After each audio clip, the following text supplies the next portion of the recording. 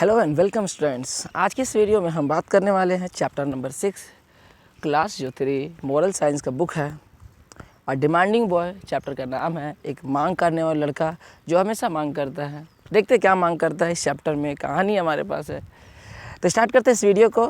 और वीडियो कैसा लगा आप कमेंट बॉक्स में हमें बताइएगा। चलिए शुरू करते हैं। Once there was a boy who loved eating sweets. एक समय की बात है, एक लड़का था, उसे पसंद था मिठाइयाँ खाना। ठीक है। His name was Kishan. उनका नाम था किशन। ही ऑलवेज आस्क्ड फॉर स्वीट्स। और हमेशा किसी न किसी से मांगते रहता था मिठाइयाँ, खासकर फ्रॉम हिज फादर, मतलब अपने पिता से। ठीक है। His father was a poor man. He could not always afford sweets for him. तो पापा थोड़ा गरीब थे, जिसके वजह से अफोर्ड नहीं कर पाते थे, यानी कि पैसे कमी थी, तो उतना मिठाइयाँ खरीद नहीं पाते थे उनके लिए हमेशा। ठीक है। But Kishan did not understand this. लेकिन किशन को बातें समझ में नहीं आता था। And demanded sweets all the time. और हमेशा बस मिठाई मिठाई मिठाई मिठाइयाँ। The boy's father thought hard about how to stop the child asking for so many sweets. पापा ने बहुत ज़्यादा सोचा कि बच्चा जो मांगते रहता है उसको कैसे रोका जाए इस चीज़ को कि चॉकलेट का मिठाइयों का डिमांड कम हो जाए। There was a holy man living nearby at that time. तो उसी शाम का बात है, उसी समय का बात है, टाइम का बात है कि एक साधु रहते थे नज़दीक में ही। ठीक है। The boy's father had an idea. तो पापा के पास एक आइडिया आया। He decided to take the boy to the holy man so that holy man can make Kishan understand. तो सोचा क्यों ना कि मैं इस किशन को उस साधु के पास ले जाऊं। क्यों? ताकि वो कुछ समझाए और किसी तरह बच्चे का जो आदत है मिठाई मांगने वाला और खाने वाला ज़्यादा सुधार आ जाए उनमें। तो इसके लिए उनके पास जाना था। ठीक है, साधु के पास। The boys and his father went along to the holy man. तो दोनों चल दिए साथ में साधु के पास। The father said to him. और जाके बोले पिता ने उन साधु महाराज को, o great saint, could you ask my son to stop asking for sweets. महान साधु, क्या आप मेरे बेटे को समझा सकते हैं, बोल सकते हैं कि ये मिठाइयाँ खाना बंद कर दे।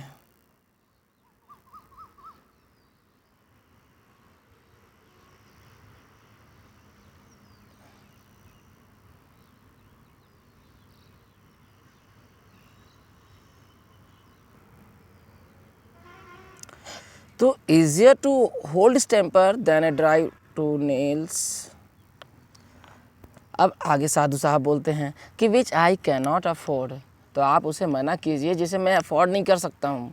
The great man was in difficulty. अब थोड़ा सा ये साधु साहब सोच में पड़ गए, because he like sweet himself, क्योंकि साधु साहब को खुद ही मिठाइयाँ पसंद थे। The holy man told the father to bring his son back after 1 month। तो उन्होंने बोला 1 महीने के बाद अपने बच्चे को लाइएगा, अभी छोड़ दीजिए। So during that month the holy man gave up eating sweets.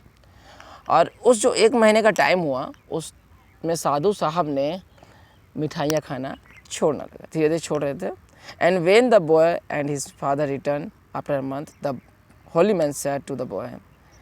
तो जब 1 महीने के बाद जब टर्म पूरा हुआ साधु साहब का, जो इधर छोड़ने का मिठाई चल रहा था टाइम, तब 1 महीने के बाद जब पापा लेके आए वो बच्चे को, तब साधु साहब ने बोला उन्हें, my dear child, will you stop asking for sweets which you your father can not afford to give you.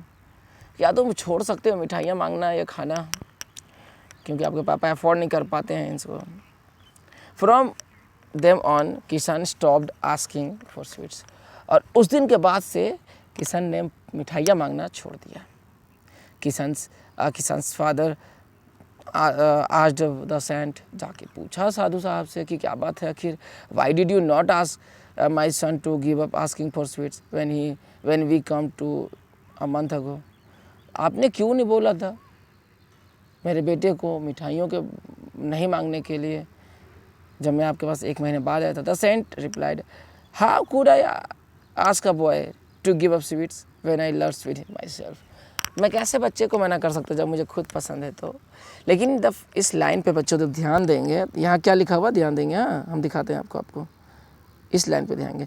किशन्स father sorry उससे पहले यहाँ से, ठीक है। My dear child will you stop asking for sweets.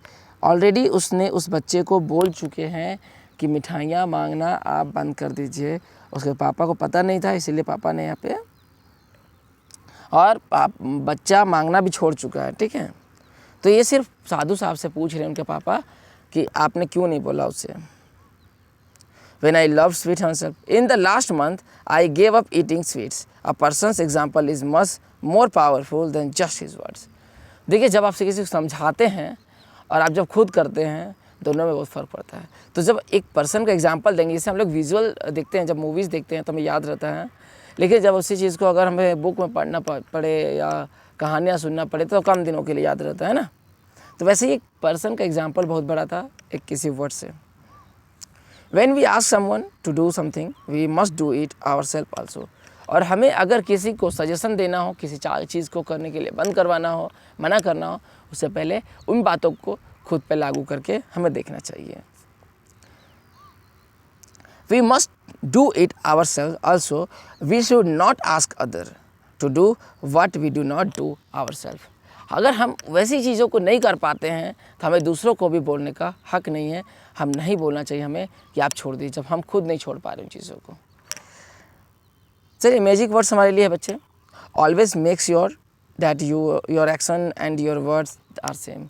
आप इस बात को अक्सर ध्यान देंगे और आपको ध्यान में रखना चाहिए कि आप जो काम कर रहे हैं, यानी जो आपके एक्शन जो है और साथ में जो आपने बोला है, ये दोनों बातें सेम होनी चाहिए, डिफरेंट नहीं होनी चाहिए। तो बच्चों, ये था हमारा चैप्टर नंबर 6 का एक्सप्लेनेशन। वीडियो कैसा लगा आपको हमें कमेंट बॉक्स में बताइए। मिलते हैं नेक्स्ट वीडियो में, तब तक के लिए bye bye and take care.